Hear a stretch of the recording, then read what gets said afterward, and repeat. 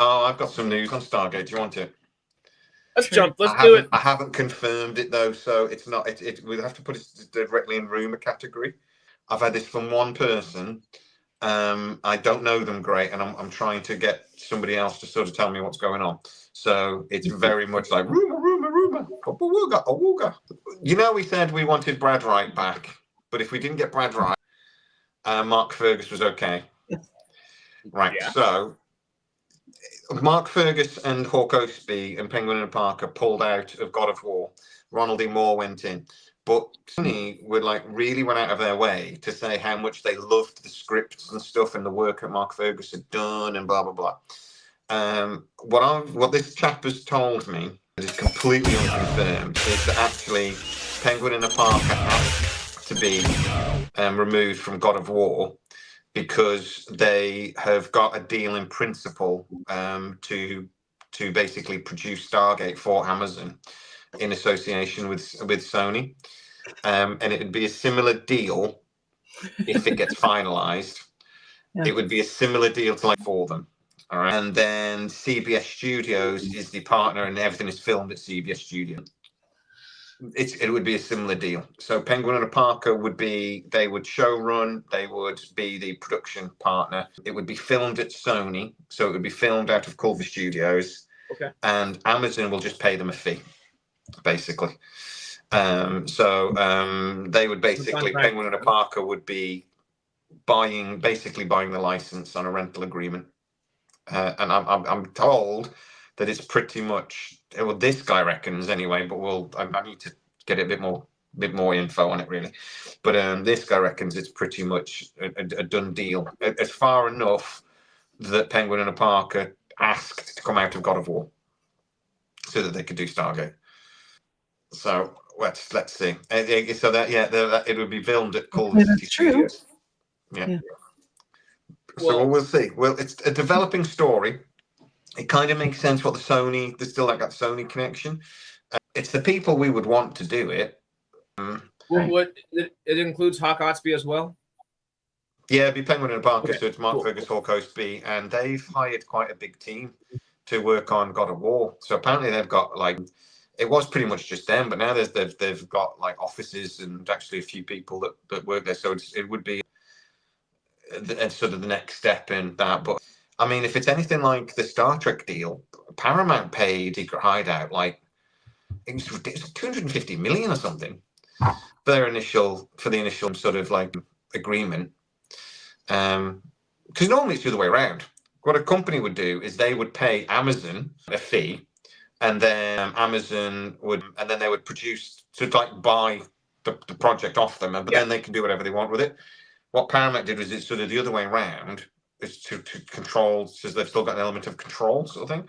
But it looks like Amazon are going to do, if this is true, and I'm going to keep reiterating that, if this is true, a similar sort of deal where they would pay a fee, but then they would basically order so many shows.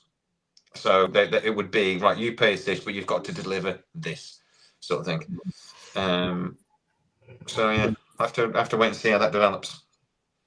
It doesn't look like the Sony bigger deal is going to happen though.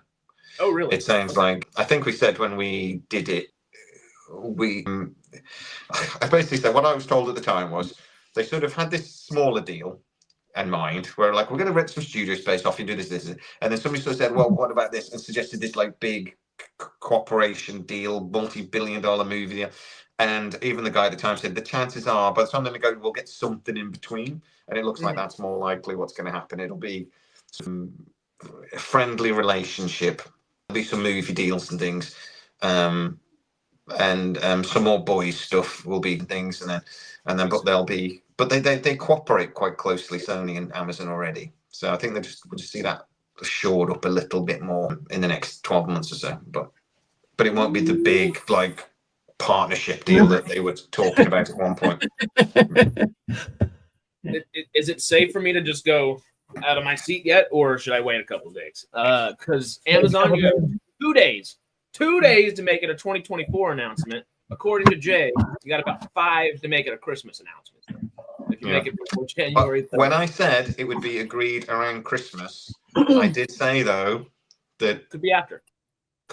like in and around that area.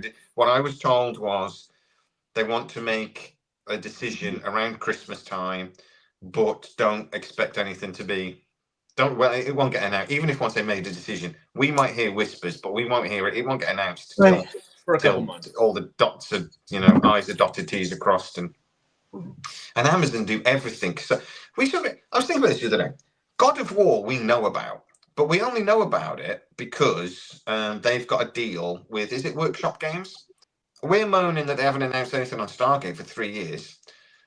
Warhammer, they had a 2-year development deal with Workshop Games. Then they had to extend it because they hadn't done anything with it.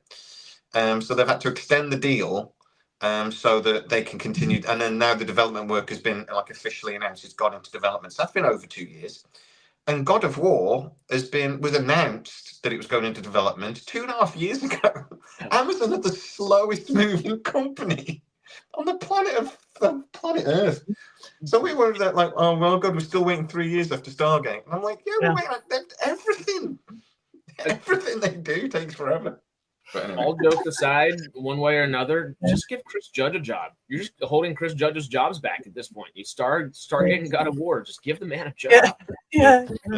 David B's got it right. I didn't say which Christmas. That's true.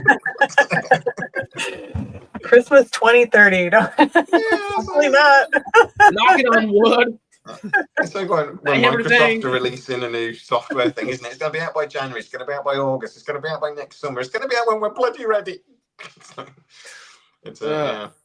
At least if the ball is rolling, that's good. That's good. Very good. So that's an exclusive rumor, but again, very, very rumor. It would kind of make sense about what we're hearing, but I'm not putting any confidence in that until I hear it from somebody else. Right. Yeah, after a couple other sources might say it, that be very, very. Yeah, I want to at least hear. There's one person in particular that I trust on this sort of thing, and if he gives me a nod, then we'll give it a little bit more confidence. But until then, I think it's an interesting possibility. I think it, to be fair to me, I mean, I don't know what you guys think, but I think it's, other than Brad Wright coming back, which he still could as a consultant, but other than I think it's the perfect scenario for me. Not far off. I agree. Sony have worked on Stargate before. They kind of know what they're doing. If Penguin in a Park can bring in the right people, and well, this is the other thing is Amazon would pay the fee, and then they would pretty much leave them to it, in theory. Which that is the big thing that we're hearing, is that Amazon is so, when it's their project, they're so fucking awkward that it's killed. They just took all the joy and everything. So, but I have heard that things like The Boys creators absolutely adore them, because they basically just give them a check once a year and leave them to it. So and collect other checks. Doesn't sound like a bad deal. Yeah. So we want that deal. We want the right person in charge, and we want Amazon to leave them alone. Yeah, so that makes sense. But yeah, so we'll wait and see. I heard this. I only heard this in the last couple of days, and I'm still waiting. Like I say, I'm still waiting for responses. People aren't in work, lazy bastards. But hey, there's never not enough work when it comes to Stargate. Just give us the Sci-fi quest has just mentioned. I think it's just mentioned Voltron. That's been in the works for over 2 years, or 3 years. Voltron, and they've only just announced that it's that it's going into thing. The only reason we're getting anything on He-Man is because Netflix worked on it for 12 months before it's moved over to Amazon. They're the slowest moving company. Yeah, the Voltron kind of cracks me up. It almost feels like they gave Henry Cavill a role in there just to ease him for the Warhammer stuff. Which, at the end of the day, just give us more Henry Cavill too, so I'm okay with it. Yeah. Well, he's going to be a busy boy next couple of years. Warhammer, Asked him as James Bond. James Bond, Henry Cavill. No, man. I don't want him as James Bond. He's too big. Too much. No, he's not right for James Bond. What we want is him in the Highlander, and I want that to become a successful franchise, and then I want Warhammer to be his nerd project. Yeah. And I just cannot wait for the amount of Easter eggs and things that man will do. That one of the reasons why Warhammer's took so long is the contract apparently is ridiculous. I've seen somebody that he said basically when he went into and agreed it, he said, I'm not having another Witcher problem. Yeah, I'm not having, that's not happening again. And he has got so much creative control. He says, I know somebody that's sort of like had a bit of a peruse or seen bits of the contract and went, yeah, he's not fucking about. he's got serious control on this. So I don't know if he has the desire to do so, but he'd be a good showrunner just from the level of nerd he is. And it's not necessarily the same thing. And to use the reference, it doesn't necessarily compute, but the dude literally builds his own computers. He can have a goal in mind, set and like do something, And if he knows each IP and the projects well and cares for them the way he tends to do, he would be a good showrunner down the road. I mean, I think he is producing Warhammer, so he's one of the producers or executive producer. So yeah, we'll see what happens. But I can't wait for Highlander. I cannot wait for Highlander. I can't. That's just going to be so good. I hope it's good. It's one of those movies. I don't like a reboot, but that's one of those movies you go, I'd reboot that. It's just such a good concept, and the first movie, although it's so much fun, has potential to do and be so much more than it ended up being. Yeah, you just think, that could be so much better if it's done right. Yeah, and that's rare. You don't always get those, but yeah, and obviously what they did with the sequels, you're just like, for the love of but it's so iconic. It just, if it's done right, just please do it right. But yeah, I can't wait for that. Yeah, I'm surprised it's taken this long to get a reboot of it made. It's just been due for it for a long time. That's so weird. Okay, just to address a couple of the comments we've gotten since we've said it, are any of the new team previously working on Stargate? I'm assuming, of course, correct me if not, that it is probably far too early for that to even be on an agenda in general. Right. And at the moment, they're just trying to get the agreement in place. So it's about getting the agreement, getting the contracts. It'll be that sort of thing, and that'll take a while. Agreeing money, because obviously it's going to be a fee. So there's lots of like business stuff that would need to be agreed well before. But Mark Ferguson has basically been thinking about this for 3 years. He's had time. Plenty of it. Yeah. Well, Joey was also making a good point a second ago. He said if it starts at Culver Studios, it could easily move to Vancouver. Incentives and costs for a long-going series. Same time zone, same coast, easy cast and crew transfers. And good point, with a lot of the old cast is in that time zone too. Plenty of guest spots. It would be great. Yeah. Yeah. Why not? I don't think we should focus too much on Vancouver. I know, like our emotion wants it to be in Vancouver, but does it really matter? No. And realistically, and I am biased saying it, but LA is the easiest place just to get things filmed. Yeah.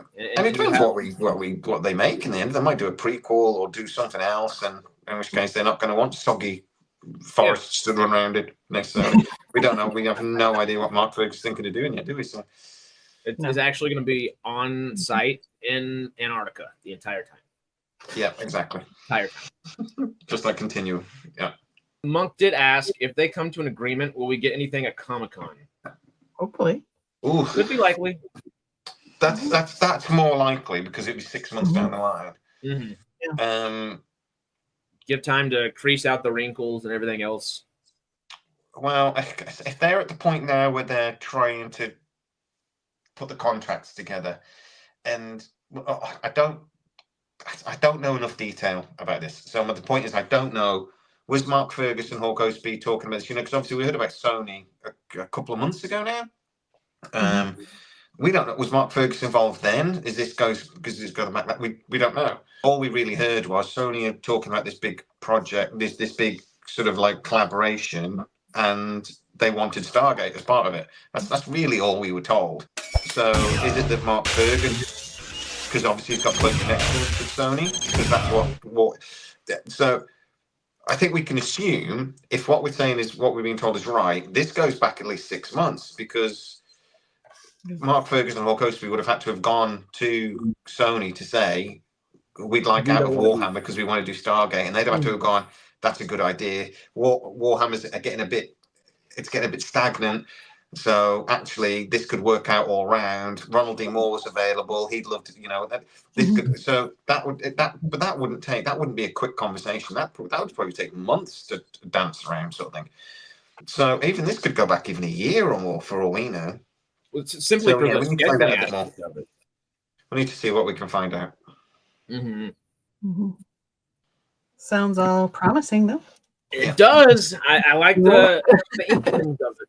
Fingers crossed it happens, because oh god, we've only been talking about it for 4 years now. They'll announce something. They'll announce a bloody bad robot. I'm going to produce a movie. Fucking Stargate's here. Yeah, the best day ever. It will be the best day ever. It will be. Damn right. Damn right. I can't wait.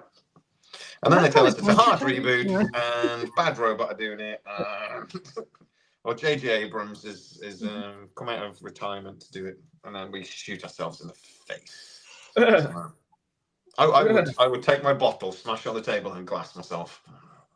So I'm gonna try to do a transition here. I don't know if that transition is gonna work as well since I told you it's happening, but with Melvin's message from earlier, I'm trying to find it. He said, "So why'd you name Tachyon Pulse Tachyon Pulse? It should have been named SciTrek Discovery, so you could have called it STD," which is pretty funny. That would have been perfect. It cracked me up just reading that. Pulse. The name Tachyon Pulse came to me at like 3 a.m, because I couldn't sleep, and it just came to me, and I just thought it sounded cool. And that's exactly what happened with SciTrek when I came up with the name for SciTrek. It just came to me, and I just thought, that's it. And it was how I named my children. I was going through different ideas, and I went, that's it. And then I stuck with it then. So I haven't thought of it more than that I thought it sounded cool. I love it. So my transition from that is, so Star Trek has kind of got its Kurtzman as its Feige. I'll be back in a second. Essentially, Fergus is lining himself up to be the Kurtzman or the Feige of Stargate. Do you like that, Sarah? Do you think that's a good idea? I feel like Kurtzman involved in Stargate? Well, no, not Kurtzman. Essentially, Fergus is it seems like if this is going to come to fruition, that Fergus would take the place of what not the place of Kurtzman, but in an identical kind of role for Stargate that he has. Yeah, no, I think it's a great idea. I think he's like Brad Wright 2.0 in my mind. Like, I think he loves Stargate. We've all heard that he loves Stargate and had really good ideas and wrote the Bible or whatever. So I think he's a great choice, if you can't get Brad Wright himself, but hopefully they'll be smart enough to at least bring Brad Wright in as a consultant. I think that would be smart. Well, if it's Sony doing it, so why not? Yeah. Oh, that was David that said that. Oops. Sorry, David. Sorry, Melvin. Oops. Also, howdy, Michael.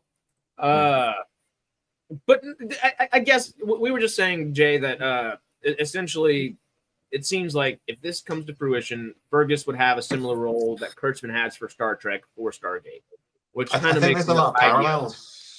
Between Star Trek, in the franchise the way it was, the business the way it was, the popularity. There's a lot of parallels, and we've heard from Amazon, our sources, several times that Amazon looked to Star Trek and they wanted that sort of model. Or that one thing we heard was they wanted sort of a Marvel model where they could do movies and TV series and overlap them and do things like that. And they thought Stargate would be perfect for that sort of thing, which is what Star Trek are trying to do now. So, I think that Amazon are looking at what they're doing, what Disney are doing with Marvel and Star Wars, and what Paramount are doing with Star Trek, and going, that's the sort of business model we want. Right. And I don't mean by that doing TV shows that are like Star Trek. I mean doing TV series, maybe at different time frames, doing TV movies that can then jump in, and I think that's I think that's the way they'll go. But yeah, Mark Fergus would end up being the boss of that. And another reason why I think he's probably gone for this was, you've got to remember, for God of War, for God of War, he wasn't the showrunner. He was doing scripts and he was the executive producer with Paul Cosby. there was a showrunner sort of thing who got fired as well. Apparently he did get fired. So Hawk Ostby, I think, looks at this, and Mark Fergus look at this and go, this could be our baby for the next decade. You know, from a business point of view as well, they're looking at, they're going, particularly if we get a bit of freedom, we could really do something with this. So I think the only thing that could go wrong is it's the business side of it. You know, it's like creatively they can nail this, but they've got to. They're a small company. They're not a big company, but neither was Secret Hideout. Secret Hideout didn't exist before they got the Star Trek deal. You know, so yeah, we'll see what happens. Okay, so just the last thought on that real quick. For the business and the creative side, since it's not technically Amazon or MGM doing it, and it would be Sony creating it, and Amazon and MGM buying it, of course, could, like we've mentioned in the comments in just a second ago, could Brad Wright and DeLuise, Malazzi, people like that come and be hired on as consultants, just in general? Does this, I guess, open up the avenue for that to happen a little easier? Again, if we use the Star Trek model as an example, one of the things Secret Hideout did after about 12 months, when they got slammed a bit for Captain and stuff. So one of the things they did was they brought Gene Roddenberry's kid, Rod Roddenberry, which is really his name, and Roddenberry Entertainment in, and they basically made Roddenberry Entertainment sort of like the canon gurus. And everything goes through Roddenberry Entertainment, and they sort of like give the thumbs up or the thumbs down to a lot of the scripts and story ideas, and they sort of their idea is we want to keep it Star Trek sort of thing. And it was in part to appease the fans, because we all went fucking nuts after STD came out, and the Klingons are all weird, and all the ships are all weird, and they changed all the canon for the Klingon War and all this. So they sort of did it to appease the fans. They go, look, Gene Roddenberry's kid's in it, you can't get angry. To me, it would make sense. You do something similar with Brad Wright. You know, you bring him in as a consultant, but also as sort of like your Stargate guru, and you like everything goes through him, and he just sort of like is just as an advisor. Like, oh, that's not really. Oh no, we kind of did that in the other show, and blah blah. You know what I mean? And so to me, bringing somebody like Brad Wright, maybe Malazzi, who I don't like, but maybe Malazzi or DeLuise, just to DeLuise to me would be brilliant. As consultant sort of thing, because again, it's exactly what Star Trek did. And again, I think somebody just say, just because do we really want to go the way of Marvel, because they're not exactly pulling up trees right now. It's not about the content or what the show is. It's the business model, in that you have TV shows, movies, and that's the way to build a franchise. You can have prequels and sequels sort of running at the same time. It's that sort of it's a model for how to build a franchise, not the content. If you think about Marvel, even though it's not hitting in all cylinders right now, it did for a decade and a little over a decade. And if they would have focused on the quality over quantity throughout this most recent decade, the last 4 or 5 years, it's weird now we're about to be in the 5. I don't think we would be worried about that per se, because they showed how to do it well for 12 years, which was cool. And I think we'll see something like Star Trek. I think it'll be something like Star Trek. Also, of course, I love me some Jon Favreau, but who wrote and helped start the Marvel Cinematic Universe? Mark Fergus. Can I start a little party dance right now? Is that okay? Because I'm ready. He wrote Iron Man, which is potentially exactly. I just think it's an interesting idea. I think Mark Fergus is the right person. I think the business model works for the show, because it's such a big universe like Star Trek. And I think we're a bit, I don't know about you, but I think there's an element of fatigue when it comes to big spacey stuff, and Stargate isn't that.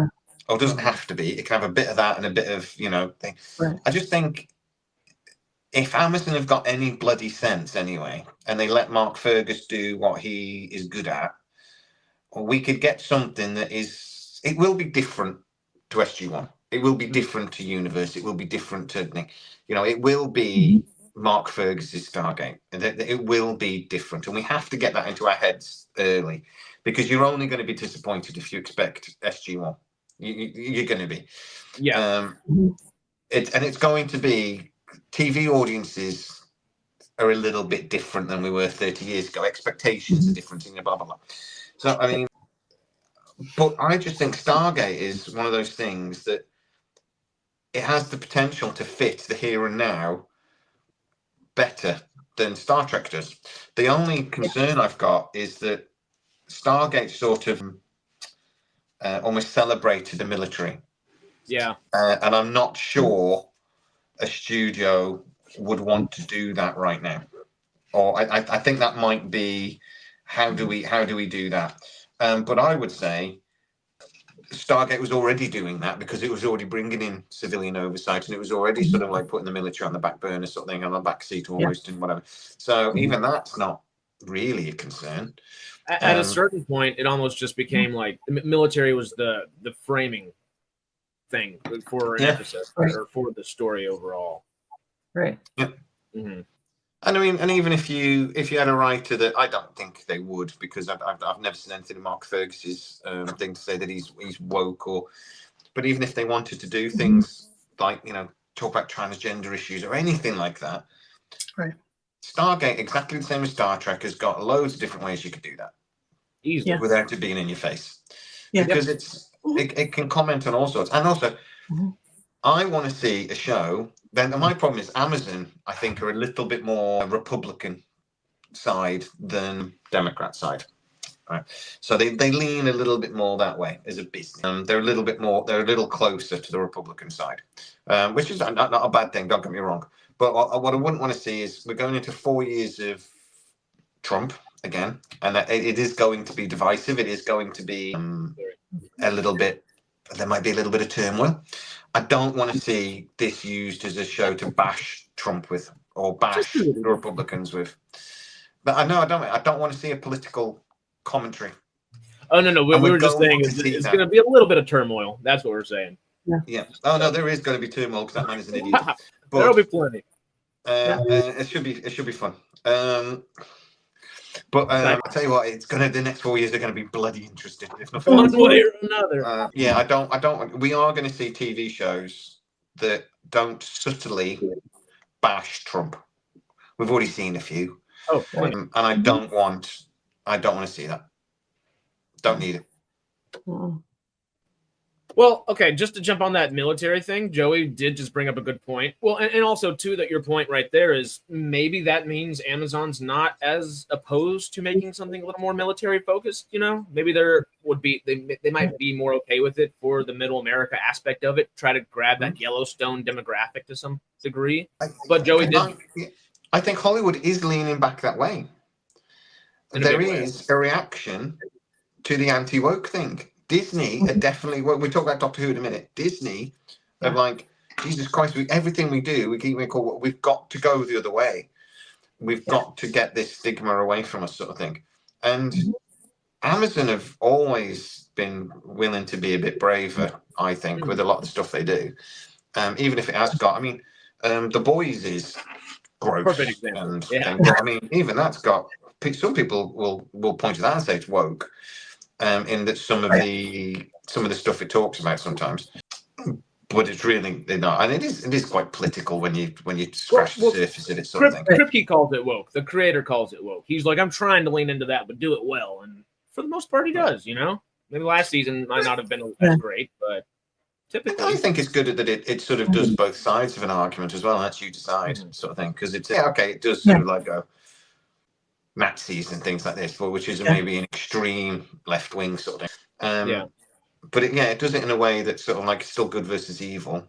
Well, it's not really, though, is it, actually? Because it's the good guys are not they're not clear cut, are they? They're not clean cut. No, sort of thing. They're drug addicts and bloody drug addicts hired by the CIA. They are like the deep state bad guys at the same time. Like you're choosing. It's a very odd dichotomy, which is good, which it adds for layered and leveled television that you got to think about, which is good. And I think Second is right. It has been blunt about it, but it does it through the metaphor of the show. Sort of thing. It does it through the story. It doesn't.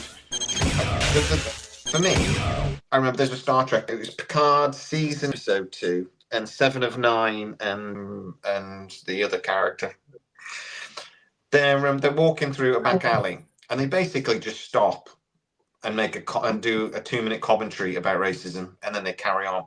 It's the show literally just stopped. They went racism bad, and then the show carried on. Right? It stuck out like a sore thumb. It was ridiculous. That's what annoys me. And Doctor Who, the Tennant specials, did exactly the same thing.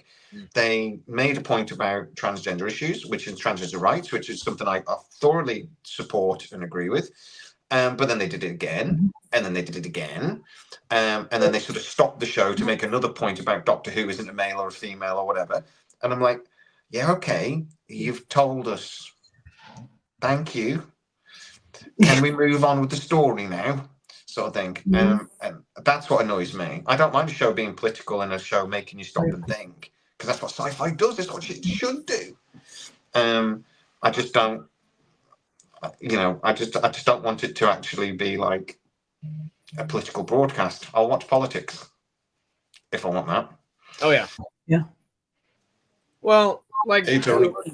just to keep it simple, like, just let people be people. And if you're stopping your show to do something like that, there's ways to do that naturally. Like your perfect example you brought up many times is the old Star Trek episode where they have like the opposite side of like half and half people, and it's essentially like Rwanda back in the day. It's like, okay, relax, y'all. Like come on. Yeah, it was not subtle. It was not blunt, but at the same time, they didn't actually have to tell you what they were doing, if that makes sense. Right. Whereas a lot of shows now, they have to tell you. They have to sort of do the metaphor. They have to do the black and white facing, and then at some point they have to go, have you noticed that is his face? Yes, I did notice. Thank you. They don't have to. TV shows don't have to do that. They can do the story. They can be blunt. They can have it in your face, but do it in a clever way that just tells the story, and we can connect the dots all by ourselves. Right. Maybe doing it more balanced. Like it seems like it's all like, I guess, the woke side of things. Maybe if they put in like the others, made it like where both points of view were being kind of represented, people would be more open to it, if that makes sense. But I think it's more real. I think is it more real. We almost have to have like extremes of a thing. It's got to be one or the other. And I'm like, actually, life isn't like that. Life is a big blur of grey in the middle normally, and right and wrong doesn't really exist in reality. Not very often. Right and wrong tends to be. I've never had an argument in my life, I don't think, where I was 100% right. Yeah. I might be like 70% or 80% right. You know what I mean? But I've normally done something wrong, or I've done, But that's what life's like. It's very rare for it to be black and white. I'd like that TV to sort of like show that, and again, Stargate did that because I mean, Jack O'Neill thing, they didn't do everything right, and they still got they were still military, and they pointed out to us, that time because Jack wanted to go back with the military to free wherever it was, and Hammond was sort of like, we don't do that, we don't go over and force our will on others, and Jack O'Neill was like, since when? There's no prime directive. No, exactly. So I don't need. I'd like something that's a little bit more real, and that's one of the things I always say about Stargate with humor, is that it's actually realistic. He's not cracking jokes; they're being sarcastic, like people do in real life. It's bad timing. RDA is terrible with this, perfect with this timing at a comedic level, but in real life, you would be pissed off that he's joking half the time, and the characters are pissed off that he's joking a lot of times. You're like, this is not the freaking time or place, dude. He's like, this is how I go through it. This is how I process the situation we're in right now. And we're going to get through it because I process it this way. Gallows humor. Well, I tell you, guys, I've worked for the NHS. I've worked, hospitals. I've worked in some very stressful situations. And I tell you, the main thing is, the more difficult something gets, the more people take the piss. And because it's a coping mechanism. It is a coping mechanism, and that is realistic. That is real life. That is what people do. you know, and you see these gritty. I've said it a million times, haven't I? You see these gritty dramas that have no humor and no silliness and no anything, and I'm like, that's not real life. Mhm. You know, if you knew some of these people from like Broadchurch or something like this, some of these gritty, you know, murder dramas, you'd be like, my God, you're the most boring man that's ever lived. Please never speak to me again. You know, she's like, Yeah. or you'd be worried he's going to kill himself. You'd be worried he's suicidal, because I'm pretty sure that guy's suicidal. I'm pretty sure he's going to top himself. In Broadchurch. He's too serious. I mean, Jesus God. British sense of humor, Peter Moore's right. British sense of humor that can be very dark. We're very sarcastic. Okay, just to bring it back to the Mark Fergus stuff real quick. There are just two thoughts I just have, you know. The one, before we get to the, you know, the I'm going to bring this up. I'm so sorry. No, this is great. We'll talk about Stargate, obviously. The Doc Who and Nosferatu. But my thought process here is, obviously Fergus and Otsby did The Expanse. The Expanse got kind of Stargate University by the end of it. Yeah. Or not by the end of it. It always was, I guess, a little Stargate University. By the time we got to Stargate Universe, maybe we were getting Expanse-like kind of aspects of things. We obviously got the Supergate equivalent in The Expanse. Do y'all think Stargate Universe will be kind of the dynamic they're looking for? Because that's much closer to what The Expanse is than SG-1 or SGA. Well, hasn't he talked about, like, or wasn't he into the world builders and stuff? Which was he was into SGU. He did seem to like that. So I look. I mean, to be honest, SGU is more like modern sci-fi. Yeah, it is. SGU is it wasn't the first, because I mean it copied Battlestar Galactica. But if you think about shows like Silo, Foundation, not so much Star Trek. Star Trek would lean more towards SG-1, because I mean now, and where they have injections of humor at least. It's not the quality. It doesn't have the quality of SG-1, but it has injections of humor and stuff. The Expanse, Foundation don't. SGU didn't particularly. They tried, but it just didn't work. The Eli character tried to be the comedy element, and it just didn't work for me. Anyway, not the same as Jack, whatever. So yeah, I mean, something in the tone of SGU would be more in line with the sort of stuff we see now, maybe.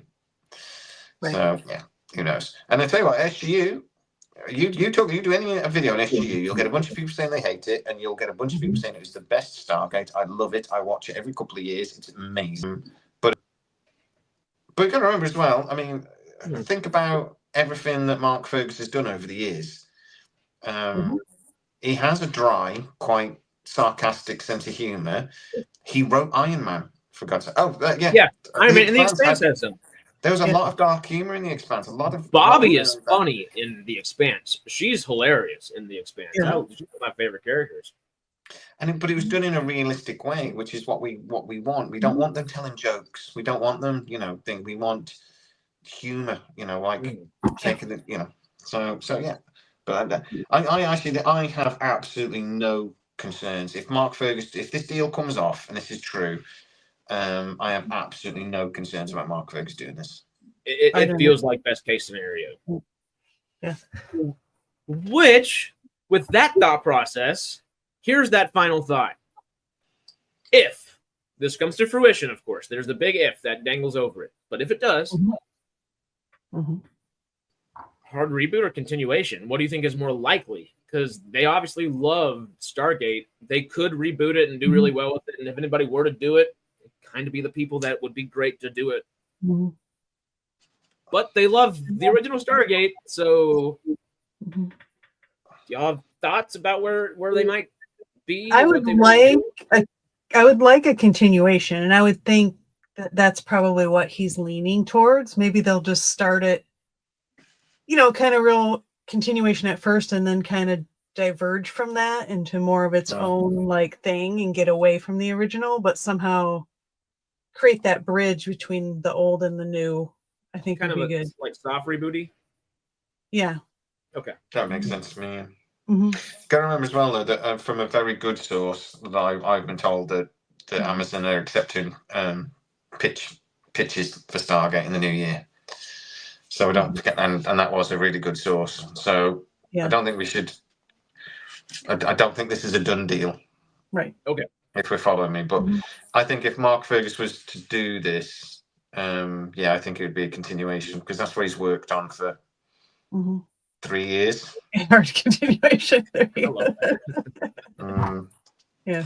So we'll see. But Amazon have always, from what I've been told, Amazon have always leaned in heavily into it's got to be a continuation. That was always their ideal. It's got to be a continuation because they go with the metadata and that's what the fans want. So at least at the beginning, I mean, you can get away from it later on, I think, if it's good. But in the beginning, you got to draw people in. Yeah. Oh yeah. And they will do. They'll have some legacy characters and things in there just to get us excited. And they're not stupid. They know how to do these things. They've just got to get the initial decisions right. How many TV shows have you gone like that? Right, from fundamentally, you fucked this up from the beginning. Oh. If they can get the initial stuff right, I agree. it's not easy to bring Stargate back. I know some people will argue that it's the easiest thing in the world. It's really not. No. They've got to get some fundamental stuff right from day one.